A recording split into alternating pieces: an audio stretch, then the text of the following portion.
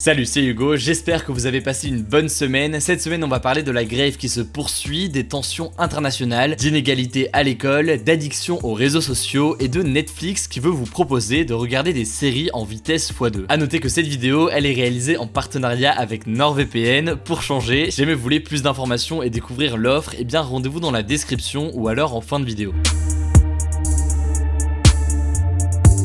Et on commence donc avec des tensions internationales dans le cadre d'une organisation, l'OTAN, qui a fêté ses 70 ans lors de son 27e sommet à Londres, mardi et mercredi. Alors déjà, qu'est-ce que c'est l'OTAN ? Eh bien c'est l'organisation du traité de l'Atlantique Nord, une alliance politique et militaire entre 29 pays d'Europe et d'Amérique du Nord. Elle est née en 1949 pour lutter notamment contre la menace soviétique, et le deal c'est que si un des pays membres est attaqué, eh bien tous les autres doivent s'unir pour le protéger. L'alliance est déjà intervenue en Libye ou encore en Afghanistan par exemple. En théorie, les pays membres doivent consacrer 2% de leur PIB à leur défense d'ici 2024, ce qui sera le cas de la France en 2025, mais pas de l'Allemagne qui n'y arrivera pas avant 2030. Mais en fait, aujourd'hui, l'OTAN paraît un peu dépassée, notamment parce que la menace n'est plus soviétique, mais surtout terroriste. Résultat, beaucoup critiquent l'organisation, ne savent plus trop à quoi elle sert, et les pays membres ont du mal à s'accorder sur des objectifs communs. Lors d'une interview à The Economist publiée le 7 novembre, Emmanuel Macron a même déclaré que l'OTAN se trouvait, je cite, en état de mort cérébrale. Mais ce qu'il faut voir aussi, c'est que ces derniers mois, eh bien les tensions s'accumulent au sein de l'OTAN. La Turquie, qui est membre de l'organisation depuis 1952, a attaqué les Kurdes, alliés des Occidentaux,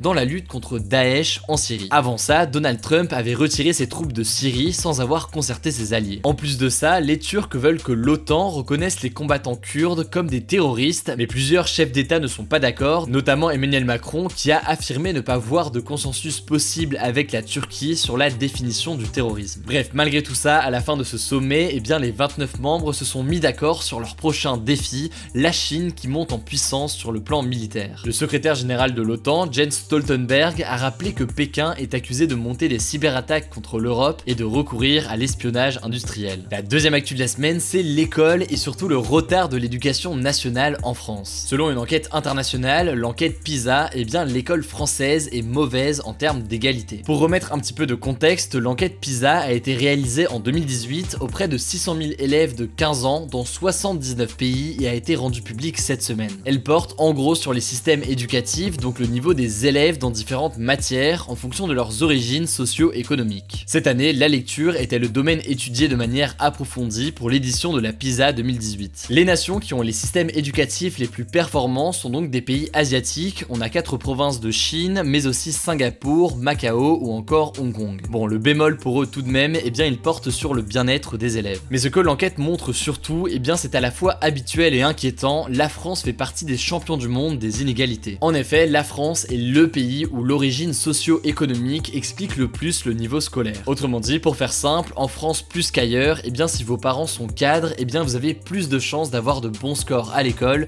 que s'ils sont ouvriers. Le ministre de l'Éducation nationale, Jean-Michel Blanquer, a réagi dans Le Figaro à cette enquête en affirmant que la France était tout de même sur la bonne voie. Il explique que, selon lui, sa politique s'inscrit dans le temps long et qu'elle a déjà produit des résultats à court terme. Son point de vue est cependant logiquement loin de faire l'unanimité, tout comme ses mesures, et je vous mets des liens dans la description si jamais vous voulez en savoir plus. La troisième actu de la semaine, c'est donc la grève contre la réforme des retraites qui a commencé jeudi. 806 000 personnes ont manifesté jeudi dans plus de 100 villes en France selon le ministère de l'Intérieur, contre 1,5 million d'après la CGT. À Paris notamment, des violences ont éclaté entre les forces de l'ordre et les manifestants. Ils protestent notamment contre l'instauration d'un régime de retraite universel à points et donc la suppression des régimes spéciaux. J'ai déjà réalisé une vidéo de quasiment 10 minutes sur le sujet, donc pour l'avoir, une petite fiche s'affiche en haut à droite, mais un élément tout de même que j'ai oublié de mentionner et qui me paraît important, ce que craignent aussi les grévistes, c'est que la retraite par points ne permette au gouvernement de changer la valeur associée au point,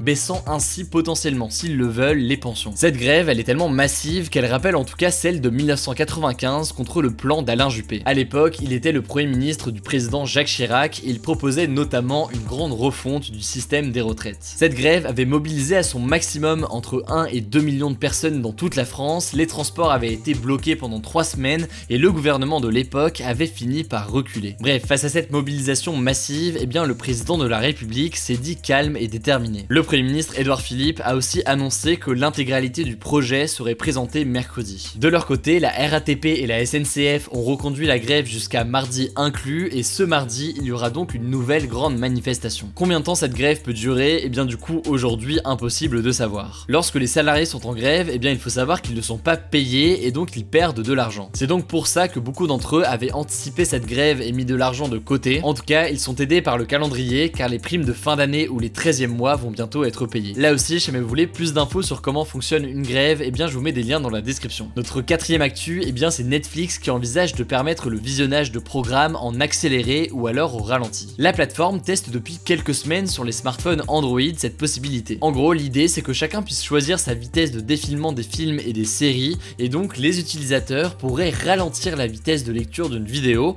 en 0,5 ou 0,75 ou encore l'augmenter en 1,25 ou 1,5. C'est un petit peu comme ce qu'on a sur YouTube. D'ailleurs, si vous voulez rigoler, et bien mettez cette vidéo en 0,5, je vais paraître très bête. Bref, cet outil, et bien ce serait une première pour Netflix, et différents membres de l'industrie du cinéma s'y sont opposés fermement. Parmi eux, on retrouve notamment Judd Apatow, Aaron Paul ou encore Brad Bird, le réalisateur de Ratatouille et des Indestructibles, qui s'est désolé de ces tests en déclarant: comment Netflix peut-il soutenir et financer des réalisateurs pour ensuite détruire ainsi leur travail? Et effectivement, la méthode poserait question car le rythme du film, voulu par l'équipe du film, eh bien s'en verrait forcément influencé. Mais de l'autre côté, eh bien certains utilisateurs apprécient cela et aiment bien le fait de pouvoir regarder plus de séries en les mettant en accéléré. Le speed watching, comme on appelle cette nouvelle pratique, serait pour certains au cinéma ce qu'est la lecture rapide à la littérature. Et non, ceci n'est pas du tout un placement de produit pour mon reportage sur la lecture rapide, mais une petite fiche s'affiche en haut à droite. Bref, en tout cas, Netflix a répondu et a affirmé que les tests se faisaient uniquement sur smartphone et tablette et qu'ils ne comptaient pas de toute façon le tester sur grand écran,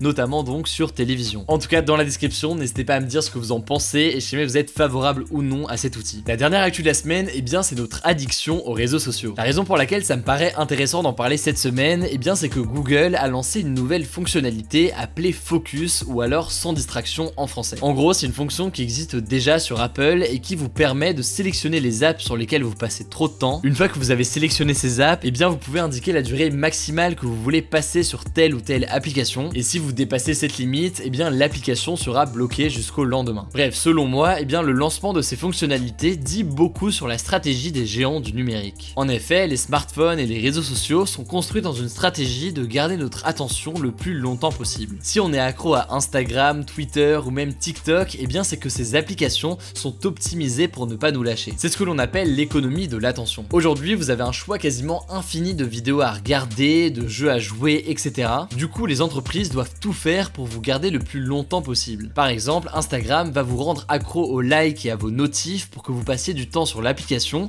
qu'elle puisse ainsi collecter des données sur vous et vous afficher des publicités le plus longtemps possible qui vont les enrichir. Mais alors, pourquoi ces développeurs de smartphones et de réseaux sociaux développeraient aujourd'hui des outils pour limiter notre utilisation du téléphone? Eh bien, plusieurs analyses sont possibles, mais ils anticipent très probablement une prise de conscience de la population et veulent donc apparaître comme les réseaux sociaux ou smartphones responsables qui prennent soin de votre bien-être pour ne pas vous perdre. Bref, c'est un sujet qui m'intéresse beaucoup, donc si jamais vous voulez que je fasse une vidéo dédiée sur le sujet, eh bien n'hésitez pas à me le dire. Je vous l'ai dit, cette vidéo, elle est réalisée en partenariat avec NordVPN. Si vous ne connaissez pas, c'est un logiciel que vous installez sur votre ordinateur ou votre téléphone et qui vous permet de chiffrer votre trafic sur internet et masquer votre identité. C'est très utile et même quasiment indispensable, notamment si vous vous connectez à une Wi-Fi publique comme au McDo ou dans une gare. En effet, un hacker qui passe dans le coin peut potentiellement avoir accès à vos données personnelles relativement facilement, et typiquement si jamais vous faites un achat en ligne avec un Wi-Fi public, et c'est mieux de se protéger. Enfin, et c'est probablement ce qui va le plus vous intéresser, vous pouvez même masquer votre identité en choisissant dans quel pays vous voulez apparaître. Bon, pas besoin de déménager, rassurez-vous, c'est juste les sites qui penseront que vous êtes dans un autre pays. C'est cool pour être incognito et surtout une bonne idée pour mater des séries pas encore sorties en France comme sur Netflix US. Je pose ça là, je sais que ça peut intéresser certains d'entre vous. Vous avez peut-être entendu parler de VPN gratuits, d'ailleurs peut-être que certains d'entre vous en utilisent un, mais les logiciels gratuits présentent pas mal de risques en matière de protection des données et ralentissent souvent votre connexion internet. Bref, Bref, en ce moment à l'occasion de Noël, pour toute souscription à l'offre 3 ans, eh bien vous obtenez 2 cadeaux. Déjà 4 mois supplémentaires gratuits, mais aussi le gestionnaire de mots de passe NordPass d'une valeur de 180 €, soit 80% d'économie. En tout cas, je remercie encore NordVPN de soutenir la chaîne avec ce partenariat. C'est aussi grâce à eux qu'on peut vous proposer tout ce contenu, donc ça fait plaisir. Le débat de la semaine, c'est le suivant. Avez-vous l'impression de passer trop de temps sur les réseaux sociaux? Pour participer au débat comme d'habitude, ça se passe à l'aide de la petite fiche qui s'affiche en haut à droite. Écoutez, je crois que j'ai tout dit, on se dit à très vite.